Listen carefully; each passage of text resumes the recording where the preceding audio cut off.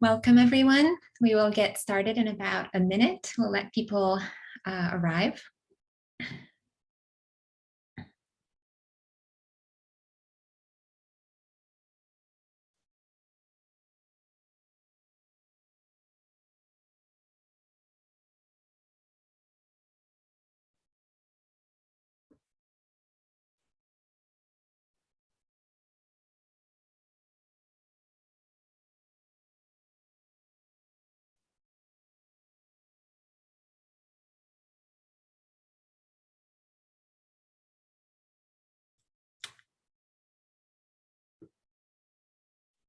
Okay, so we'll get started. Good afternoon, actually, everyone, and welcome to today's webinar hosted by the Center for the Transformation of Schools in the School of Education and Information Studies at UCLA.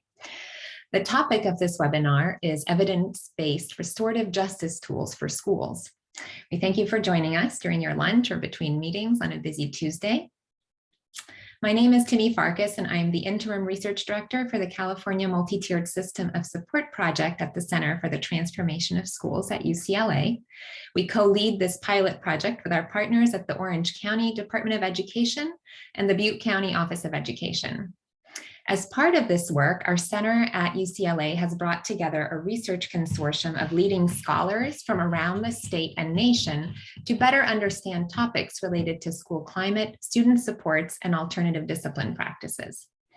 Today, we will hear from two of these scholars, Dr. Yolanda Anyon and Dr. Kamilah Legette, who along with their colleague, Ariana Melero, have created a resource library of restorative justice tools for educators.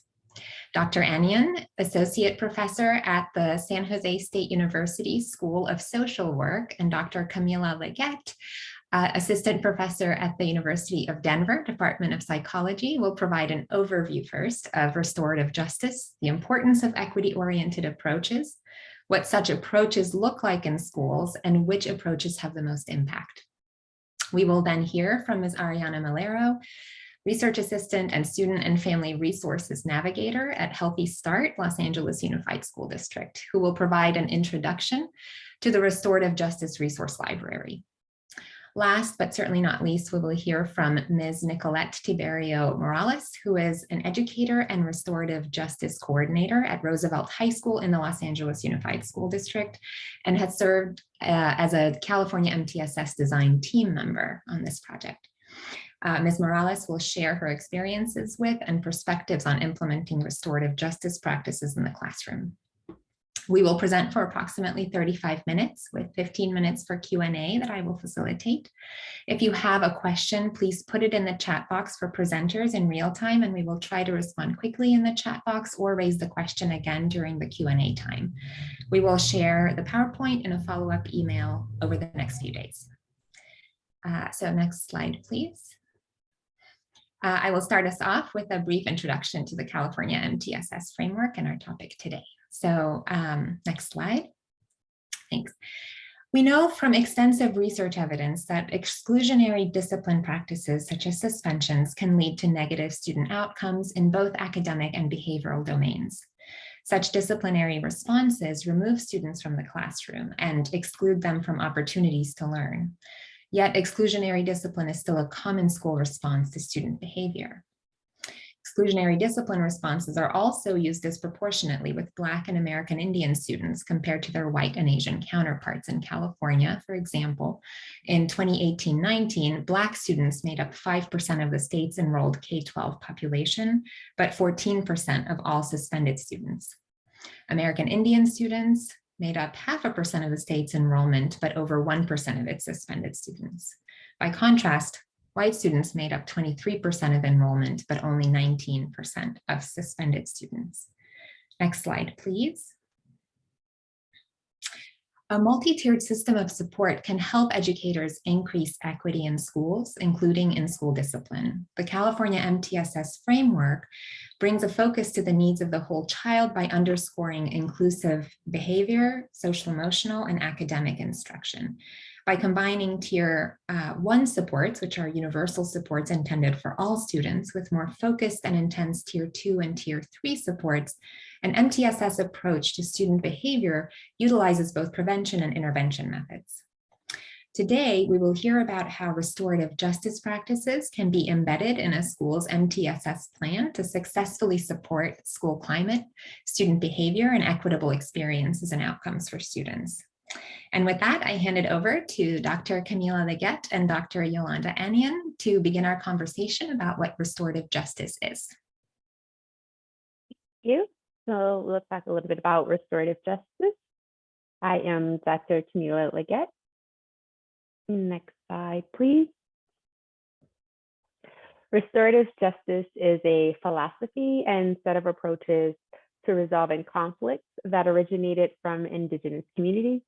In recent years, it has been drawn on to inform a range of policies and practices for creating an inclusive and equitable school climate. Restorative approaches emphasize building relationships and community, assessing and acknowledging conflict, and repairing collective harm. When used in response to a discipline incident, restorative dialogues, circles, and mediations are guided by questions about what happened, who was impacted and how, the responsibility that all parties bear, and what can be done to make things right. Research suggests policies and practices rooted in restorative justice can be powerful strategies for establishing an equitable school culture, preventing conflicts from occurring, resolving the root challenges and causes when they do happen, and reducing exclusionary discipline outcomes like out-of-school suspension or expulsion. Next slide, please. Thank you. As we mentioned a little bit earlier, Latino and Black students experience office discipline referrals, out-of-school suspensions, and expulsions at much higher rates than their white peers. These students tend to be disciplined more harshly for the same behaviors that are committed by white students. Moreover, the majority of these suspensions are actually assigned for minor infractions such as disrupting class, tardiness, and dress code violations, so not related to serious or violent or criminal behavior. Evidence also suggests that these types of exclusionary and punitive practices are ineffective and in many cases are quite harmful for students.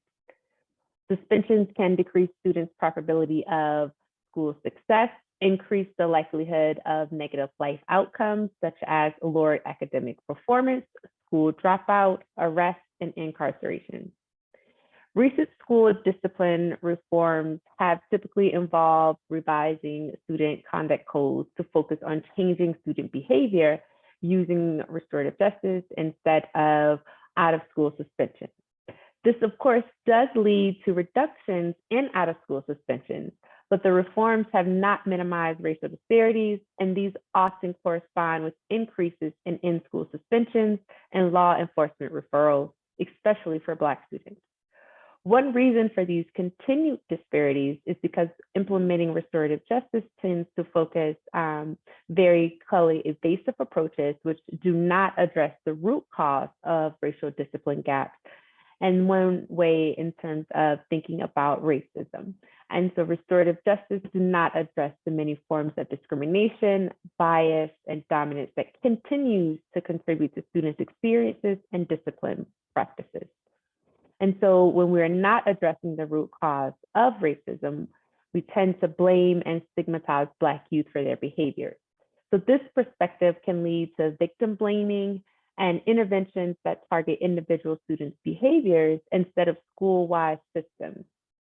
As such, there tends to be a focus on managing and regulating students' emotions rather than expressing emotions and having them resist these inequitable opportunities and schooling experiences that they're having. Next slide, please. What did these approaches look like? Before doing the work, we have to think about addressing adult dispositions. This means that educators have to recognize schools as racialized systems and their role in perpetuating disparities, especially as we're thinking about discipline practices. Educators sometimes have a tendency to expect for students to model behaviors based on white middle-class cultural norms. And as a result, they're more likely to see other students, especially Black students, behaviors as more threatening, more oppositional, and more defiant. Additionally, when we think about mindsets, educators have to accept and acknowledge that racial inequities shape students' experiences in school and the need to address race-related social-emotional trauma.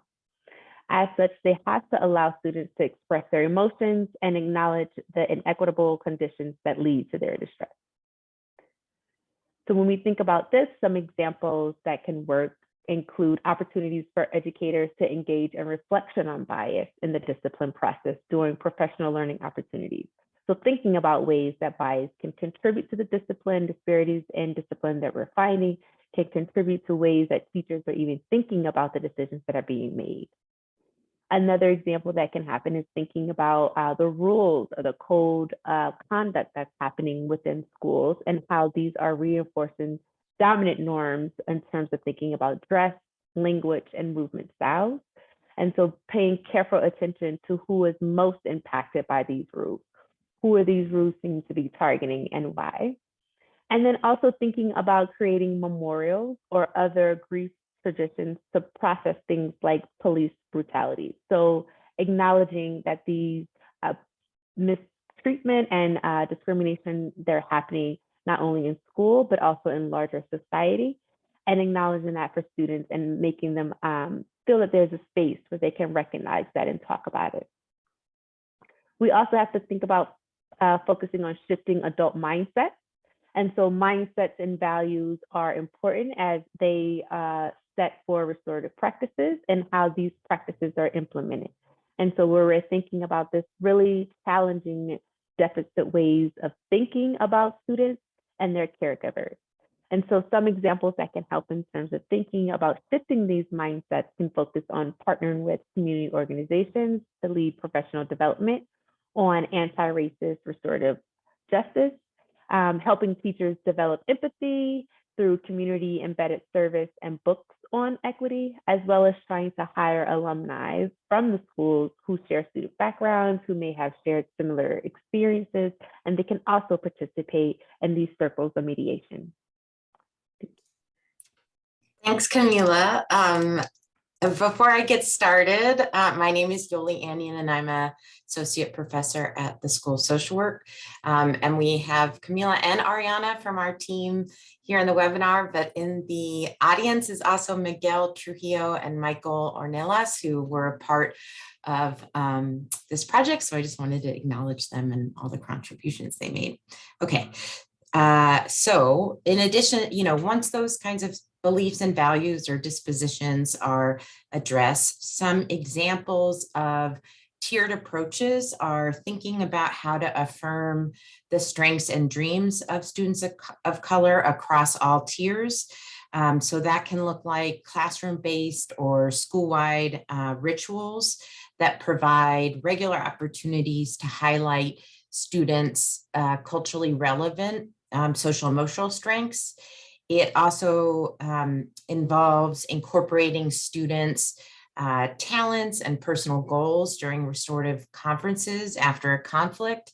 So students building on what they do well or what they want to learn in agreements about how to make things right. Some examples at Tier 1 are having regular community building circles. These are also called peace circles, where educators and students can share their personal experiences, their hopes in the context of their families, communities, and identity groups. Integrating culturally affirming rituals and traditions into these circles can increase their impact. So things like drumming, dance, arts, creating memorials, as Kamilah mentioned. And then Tier 2 and 3, which is the more intensive aspects of multi-tiered systems of support, is encouraging students to bring in practices and community knowledge when coming up with ways of making things right at the end of a mediation or conference. And then co-constructing solutions with young people and their caregivers is another approach that can be integrated across all tiers of MTSS. And it involves emphasizing that there is shared responsibility and promoting collective decision-making about how to resolve conflict or harm. So embedded in that is taking the time to recognize that there's many sides to the same story, that both privilege and oppression impact dynamics between students and educators, including their perceptions and interpretation of the same incident. So integrating youth and caregiver voices into decisions about discipline policy or protocols or how to make things right in particular situations creates more opportunity for real accountability, meaningful accountability, and repair of fractured relationships. So some more concrete examples of what this looks like is creating codes of conduct in partnership with staff, students, and caregivers. And the idea would be to operationalize those expectations to make sure they're perceived as fair, that they're consistent with community context and understood by everyone in the building. At tier 2 would be an example is during a restorative conversation or a reactive circle held in response to a conflict, to have one explicit step in the process be adults taking the student's point of view. And then at tier 2 and 3 would be having everyone participating in a mediation consider how bias or inequity contributes to differing interpretations of a conflict. Okay, next slide. So in terms of approaches that have the most impact, really what is most effective and equitable is when when restorative justice is implemented school-wide. So when it's only used, when these strategies are only used by a few staff members, like the dean or behavior specialist, they really have a minimal impact on school climate and very little on racial disparities. So for example, something that people often overlook is having professional learning related to restorative justice or about bias in perceptions of students' behavior involve everyone in the school building. So that it could include the janitor and the secretary to teachers and administrators. And the other implication is that restorative justice would be integrated into all policies and practices that everyone follows across those tiers, not just people at tier 3, for example.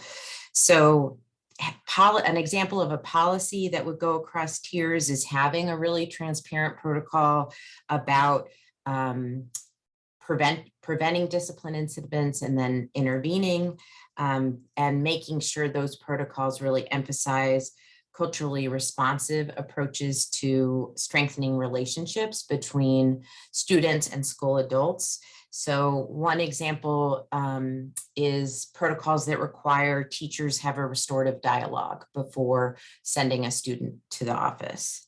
A school-wide practice, an example is designating time for everyone in the building to have community building circles. Often this is done at the start of the school day.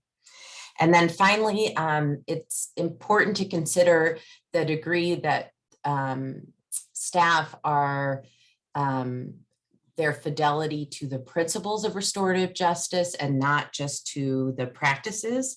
So it is possible to do restorative justice in a punitive way and integrating it into exclusionary practices. So there's, depending on tone of voice or the nature of the questions that follow up, it takes on a similar tone to more traditional practices. And then given the importance of mindsets, what Kamilah was talking about, that means measuring or paying attention to how those are playing out as folks implement those practices rather than just, did they follow the steps in the protocol? All right, I think I'm passing it to Ariana. Right. Hi, everyone. So I'm Ariana, and I'm going to be introducing the library and how we organized it. Next slide, please. So the way that we organize the library of resources was based on the way that the California multi-tiered system of supports itself is segmented. So there are umbrella tiers that house other concepts that can get more detailed as they begin to touch on specific types of materials or audiences. And so much like the team has shared, restorative justice should be incorporated in all tiers of the multi-tiered system of support. We took this into consideration throughout the formatting and the development of the library. The library itself is comprised of three main parts. So we have implementation domain, type of material, and primary audience. So I'm going to go ahead and start. So implementation domain is the first way that we organize the resources. And so within those domains, the library itself reflects the different tiers in the school-wide implementation tool from the California multi-tiered system of support. And then the four domains in the library are vision for readiness, identity, approaches to learning, and structures. Vision for readiness is defined as priorities, shared meaning, goals, and then the dimensions behind that are balanced, valued, and empowered. The next domain is approaches to learning, and this is defined as methods, practices, approaches, or opportunities. And the dimensions behind that are universal instructional design, student experience, and expansive opportunities. The third domain is identity, and it is defined as buy-in, commitment, and engagement. The dimensions behind this are values and beliefs, community context, and shared understanding. And then the fourth implementation domain is structures, which is defined as protocol, process, and decision-making. The dimensions behind this are equitable access to resources, building healthy relationships, and shared leadership for all stakeholders. So the second way that we sorted the resources was by then organizing them based on what type of material they were. And so for me, when we were doing this part of the library building, this is really when I connected with the work that we were doing. I feel like this really helps explain how the library is organized. So for type of material, there are 4 types of materials that we sorted the resources by. And so it's resource, strategy, tool, and activity. So a resource presents background information, a case study, ideas, and or concepts.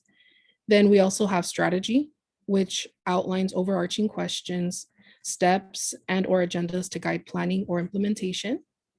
And then the tool describes best practices, worksheets, or surveys to use in one aspect of planning or implementation. And then we also have activity, which includes exercises, lesson plans, or training agendas with concrete instructions for how to use an approach or a practice.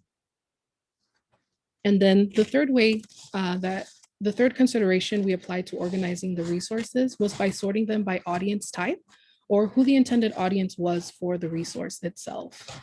And the primary audience is comprised of the different stakeholders in our school communities, and that includes administrators, school leadership teams, teachers, students, parents, and community members.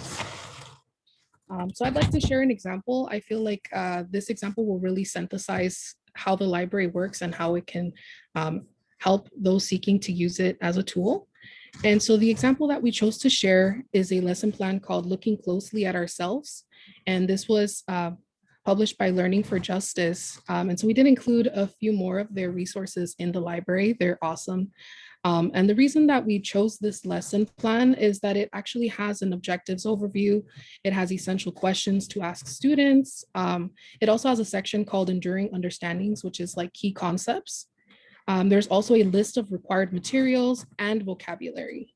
It also breaks down the activity and even has follow-up suggestions to expand upon the initial lesson plan.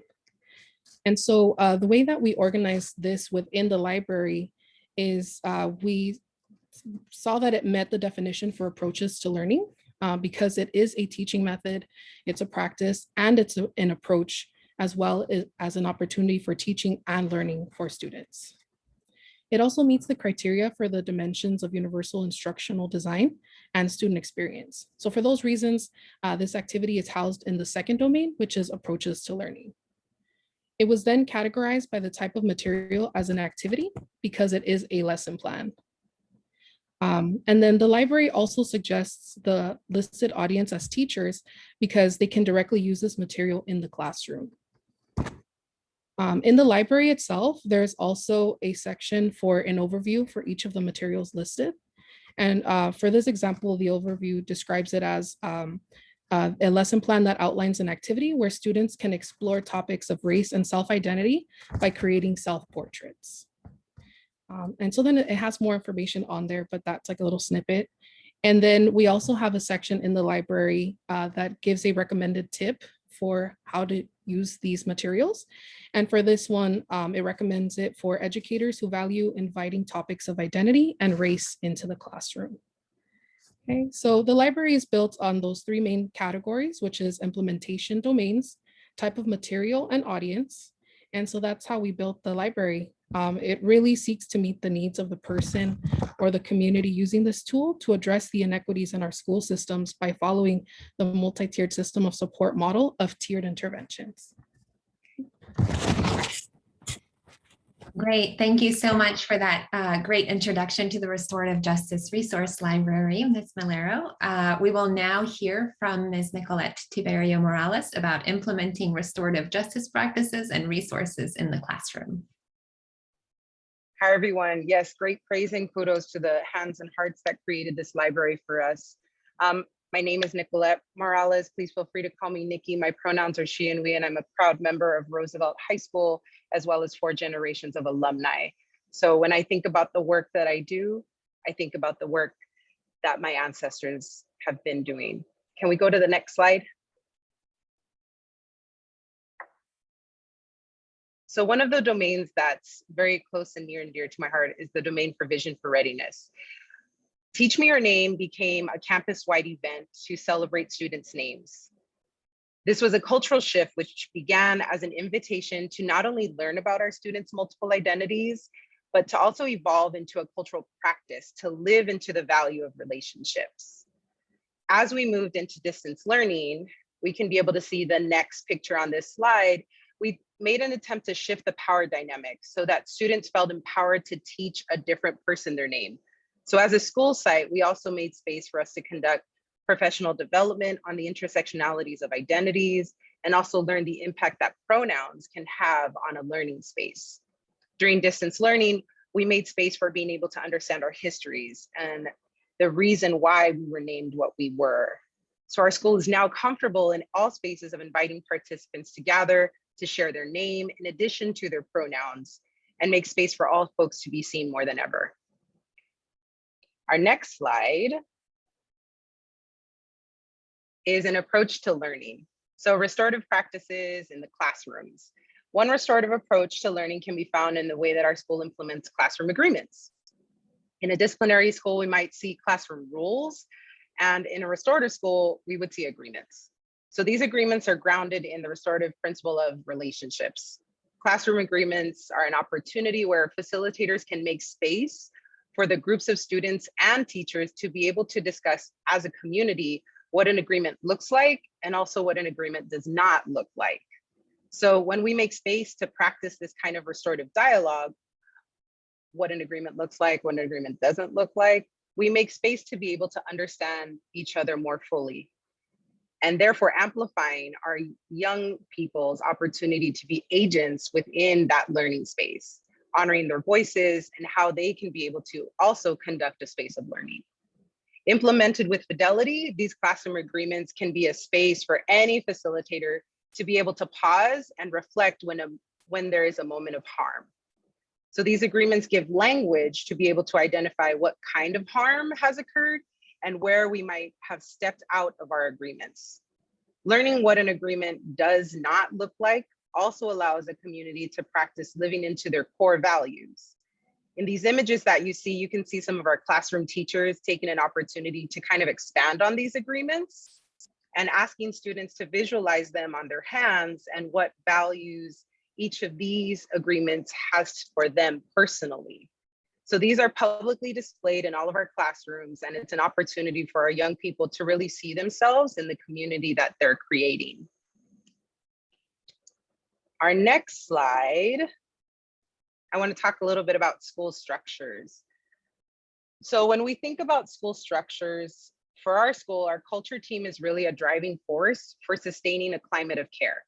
Our culture team is a community of stakeholders at our school who work to create an environment where everyone feels safe, celebrated, and accepted. Our work begins with Teach Me Your Name and ends with You Are Beautiful. These two cultural campaigns really create an environment where everyone is celebrated, everybody's seen, and everyone feels safe. Our culture team also uses our school's data annually, our school experience survey, to look at our most impacted populations. So thinking about our campus, we're thinking about our students with special needs, we're thinking about our students who are on the language spectrum, as well as our students who identify with the queer population. So we work to create campaigns within our advisory curriculum, as well as within the physical campus, that support our students feeling safe, as well as guiding other community members to learn about each other. The culture team is guided by our scholars and our parents so that we can work collaboratively when we make decisions. Our culture team is also responsible for the professional development content of our school, and it's guided by the areas of impact.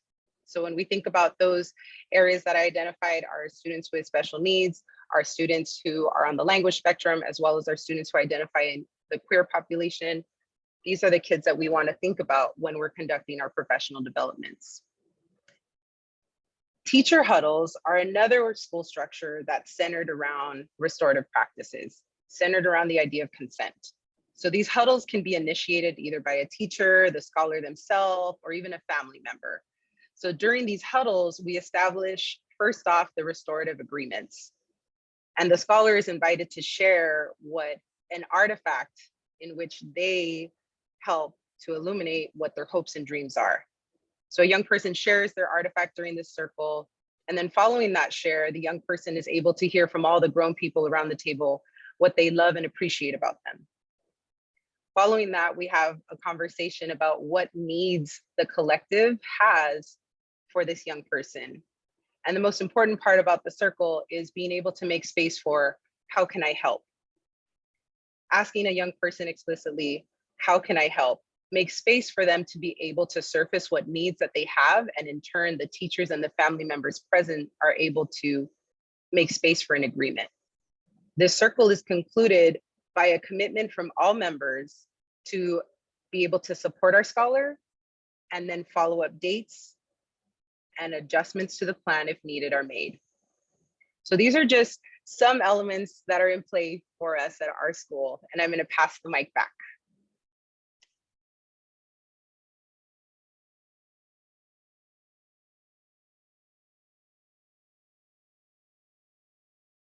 Okay, thank you so much, Ms. Tiberio Morales, for sharing with us your expertise and invaluable insights gained from working with restorative justice practices in schools.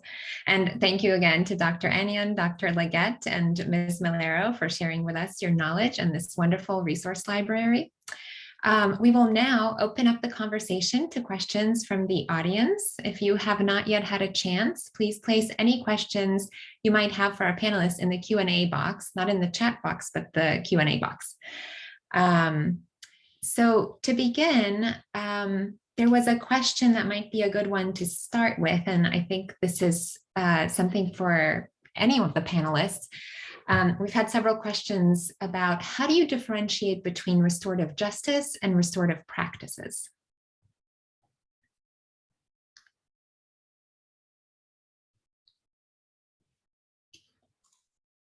So we wanted the library to use the terminology of restorative justice because that incorporates both the principles, beliefs, and values along with the actual practices or what you, the strategies that you implement. So the idea that both the way we think about and approach our work with young people, in addition to the actual questions or ways you might organize a circle, or like all those great examples Nikki gave, restorative justice is grounded in both a way of thinking about the work and then a way of doing the work.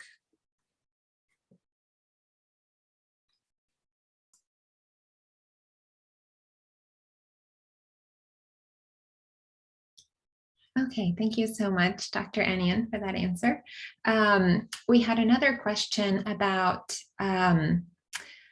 how we could best measure the effectiveness of implemented restorative practices, if you have any suggestions for that. I'd like to chime in on this because I think that has been something that has been a question that I've been asked often. Restorative practices aren't necessarily always quantifiable. It's in the qualitative, it's in the way it feels. So for me, when I think about how can I be able to measure the effectiveness, I ask a young person, who's your person? Who's your person on campus? And if that young person can name a person on campus, then I believe that we've identified some restorative practices that work, because restorative practices begin with relationships and honoring the fact that relationships matter. And so that's the way that at the surface level that I go about being able to notice and understand the effectiveness. And we also look at that in our school experience survey, if our young people are able to identify a person on campus. Thank you. I'll just add that there are some tools out there if folks, so I think the example you just gave, Nikki, is a great illustration of like the outcome, relationships and school climate. If you're also interested in looking at the process, like Nikki said, you know, it's often a qualitative, it's not so much a checklist of like, did we ask this question?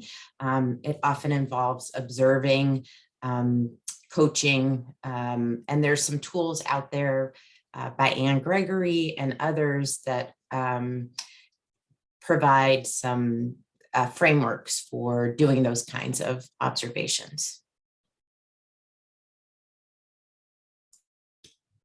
Great, thank you so much. We have another question about whether the library, and this one's a more specific question, library is focused on a specific grade level or if it's relevant to all grade levels. Maybe Dr. Anyon or Dr. Legette could speak to this. We made it so that it's relevant to all grade levels. There are some that specify if it's for certain grades too, but is primarily made for K through 12. And then the activities or some of the practices will say if it's for certain grade levels. Great. Another question is, could you say a little bit more about what it looks like when restorative practices are enacted in punitive ways? What are some typical signs it's being implemented contrary to restorative practices' intent?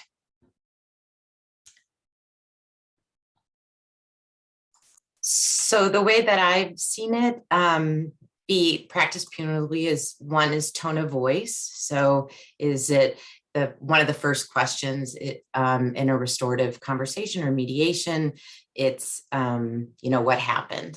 And you can imagine that being asked as what happened, or, you know, tell me about what happened. There's just a different tone of voice. I've also seen worksheets that are given to students in in-school suspension that essentially ask them to complete the restorative questions themselves without discussion about collective harm or coming up with agreements to repair the harm. So those are a few examples of how it can be implemented punitively. And then, yes, forcing students to participate would be another good example of that. But I don't know, I'm sure others have seen it. So. I'm gonna have to agree, Yoli, like, yes, using it as a force, not for me, consent is huge. And offering space for, are you ready? Even when we don't make space for a wellness check, oftentimes when we ask a young person to have a courageous conversation, we should check in on their level of wellness, their temperature check. So that would be something, when that's void of a conversation, I know we're not being restorative in our practice. And also when agreements haven't been made. Trauma-informed practices tell us and say, tell me where I'm going before I get there. And that's important in restorative practices too. Thank you. Great, thank you both. We have another question here. Could you say more about, this one seems to be for Ms. Morales. Could you say more about what you meant by starting with the Teach Me Your Name campaign and ending with You Are Beautiful campaign, please? Is it year long, done with staff and students? Teach Me Your Name is how we begin every school year. We've been doing this for 3 years. So digitally, it was a little different. We had young people fill out Google Slides collectively and then share and circle together. But Teach Me Your Name derived from our effort at school to be able to change our language dynamics and to move away from, hey kid, what's your name? Because that totally imposes a power dynamic to teach me your name. And so in teaching me your name, it's a common practice. We should hear it from all folks on our campus. And then You Are Beautiful begins at the end of second semester for us. We do a big campaign of getting young people to recognize the beauty in them. So this year we teamed up with our autism awareness community and we used puzzle pieces to be able to write affirmations. So I am a genius. I am beautiful. I am a change maker. And those are now draped over one of our trees on campus. So each year it evolves and it's led by the culture team and whatever our young people feel is appropriate or in the vein of what they'd like to honor that year. Thank you. Thank you, wonderful. There's another question for you. How did you start this work at your school? And maybe the larger question is, how can a school or an educator looking to start implementing some of these practices begin? Great question. I originally began, well, I was a student here before I was a teacher. And when I became a teacher, the principal at the time hired a restorative justice coordinator. So someone funded by the California Endowment, and that began my journey. So being an English teacher, I used circles to be able to derive conversation for writing. And the coordinator saw that this was a willing party in me to learn what was restorative practices and gave me opportunities to be able to say, hey, what about trying agreements before you jump into the conversation with kids? So it became a slow roll. And the intention with my mentor was the climate of the willing. So getting the population who is willing, because restorative practice is always an invitation. So I taught here for approximately 10 years. And then my mentor decided to move on to San Diego and work with San Diego Unified. And I jumped in with 2 feet. Great. There's a related question here about shifting from more punitive responses to more restorative practices and how that shift can be helped for staff who maybe aren't quite ready to buy in.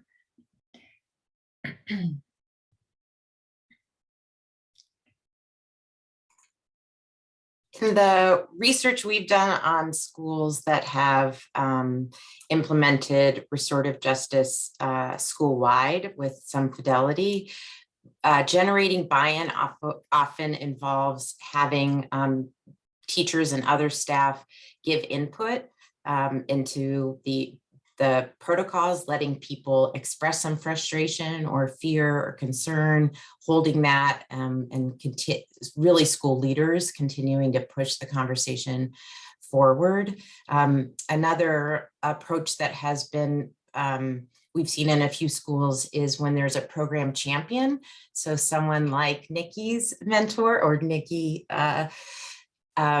being willing to share their experience and encourage other teachers to try or experiment, even though it might feel really different and uncomfortable initially.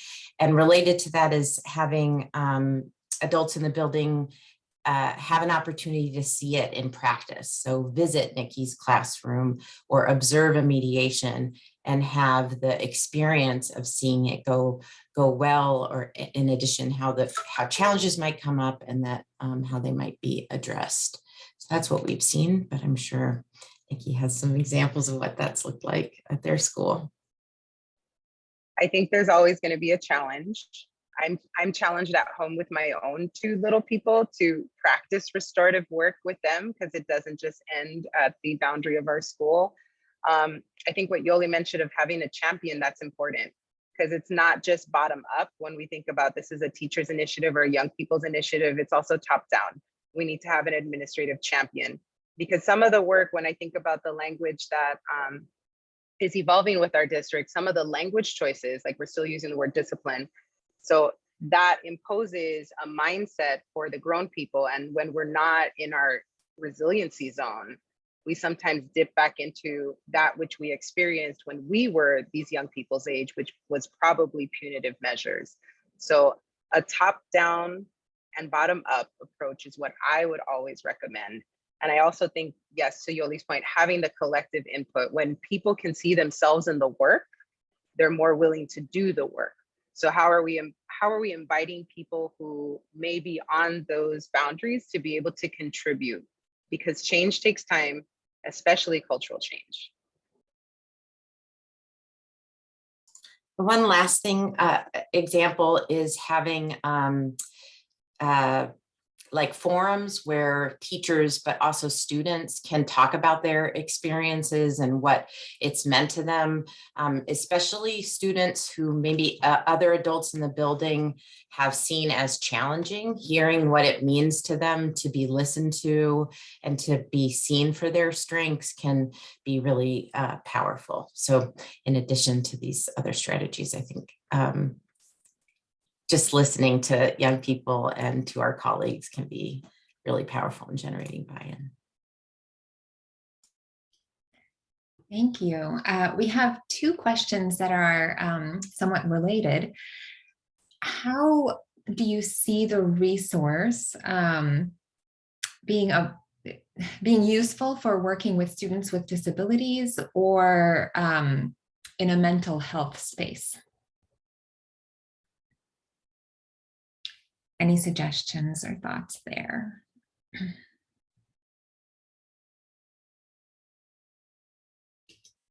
Or using restorative practices in general with those students?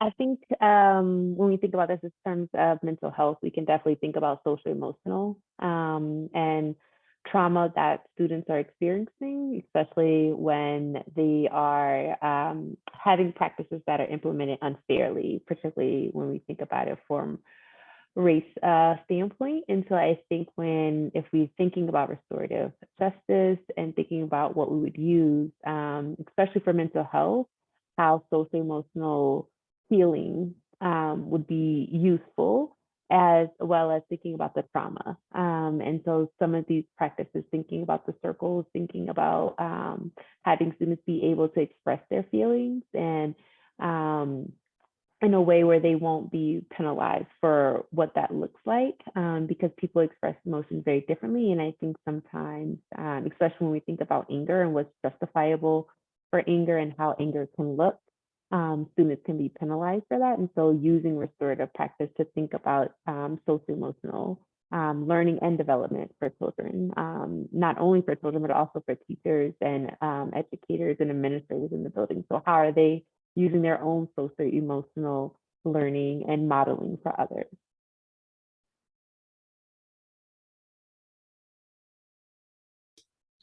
Thank you, Dr. Legette. We have a question here about what the biggest challenges of this work are, and how did you build, I think this question is for Ms. Morales, how did you build a sense of ownership in all stakeholders and contribute to continually working towards success?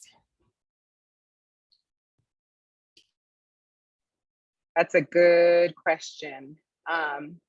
Before I chose to come into this work, my mentor told me the work can feel lonely. And sometimes it does.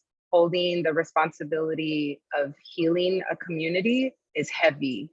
And so having that allyship on site as well as off site is important.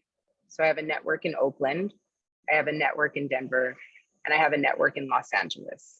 And I use my network often when I'm faced with opportunities for learning. because not every challenge is going to give me, not every challenge am I going to have a tool to address it.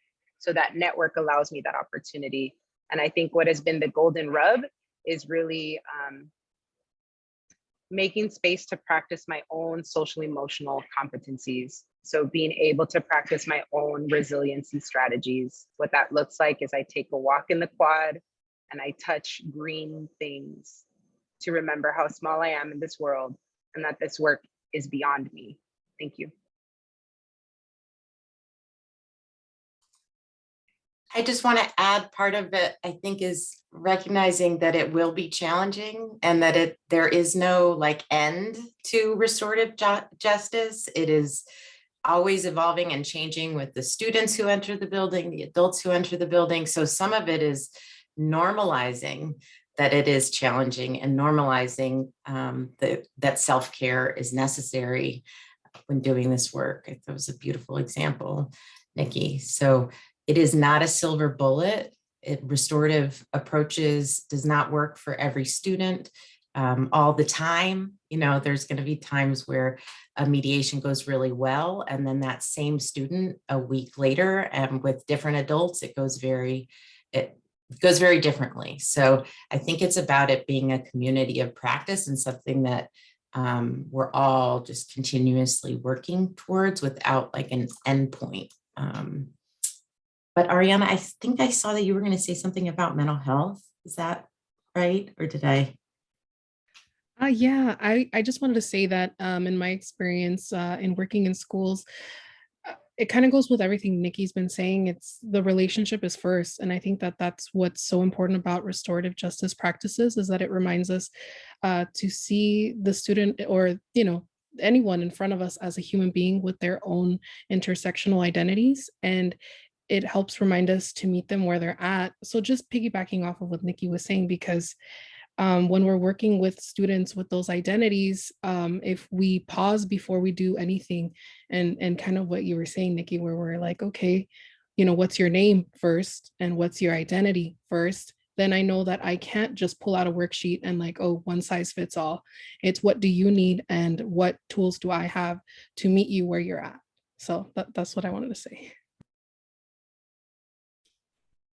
Thank you so much, Ariana. And I'm sorry that I overlooked that you wanted to chime in there.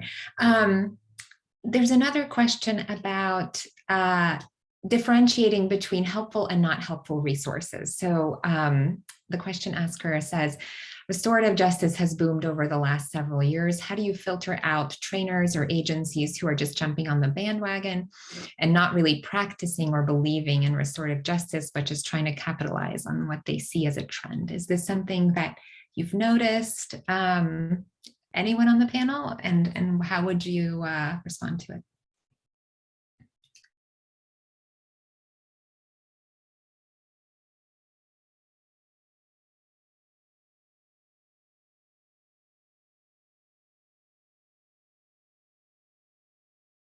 I was waiting for other folks to chime in. I always go for reaching out to my network, right? My network of restorative practitioners to say, hey, I got hit up by, what do y'all think of? And then also I look to see if they've been published. I look to see how many people of color are part of this community. And I always go back to CCEJ. So for me, I start there and I ask. Thank you.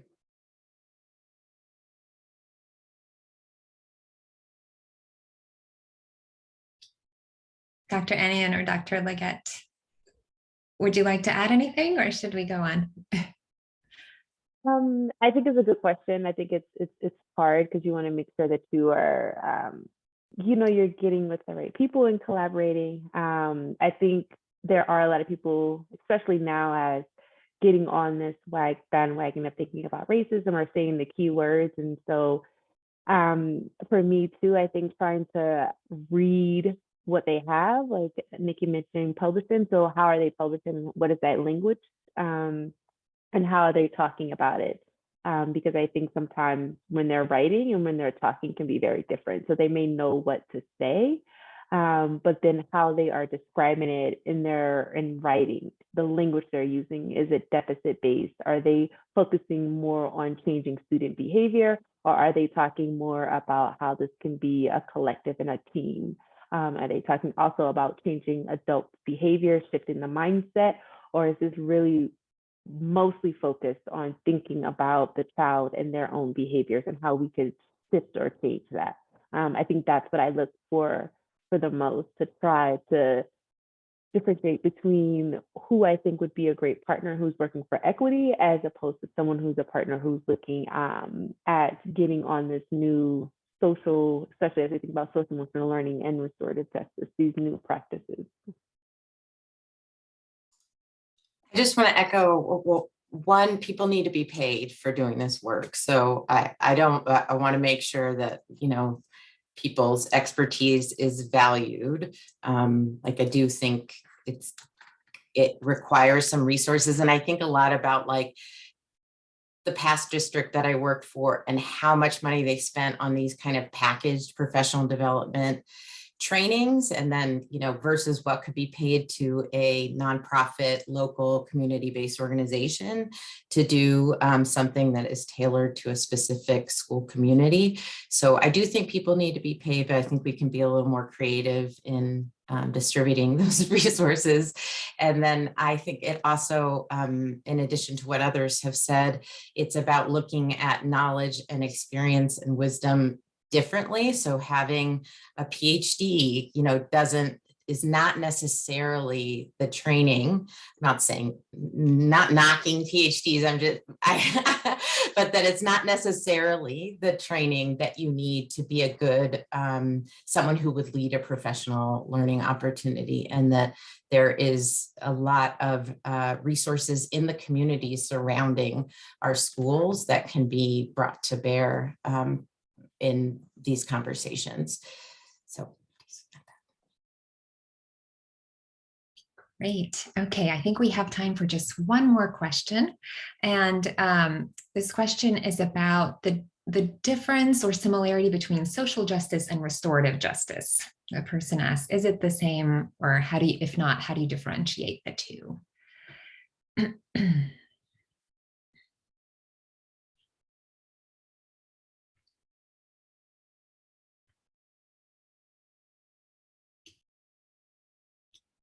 And maybe we could start with you, Ms. Morales. I'll just call on someone. Sorry, chuckles. For me, restorative justice is social justice work. Restorative offers me the lens of making it better than I found it. When I think about social justice work, I think about my mom walking out in '68. I think about why it was important for me to send my kids to local schools and not to schools out of our network, because to be a social justice warrior means I'm a part of that change. And for me, restorative work means, how do I make that better? How do I ensure that I am leaving it better than I found it? Thank you. Wonderful. Thank you so much. I think that's a beautiful note to end on.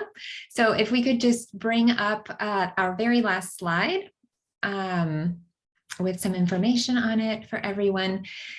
So thank you so much again to our panelists for sharing your knowledge and experiences with us. And thank you to everyone who took your time out of your busy day to join us for today's webinar. We will be sending all attendees and registrants emails with links to the webinar recording, to the slides and the resource library. Thank you again, and we hope you have a wonderful rest of your day.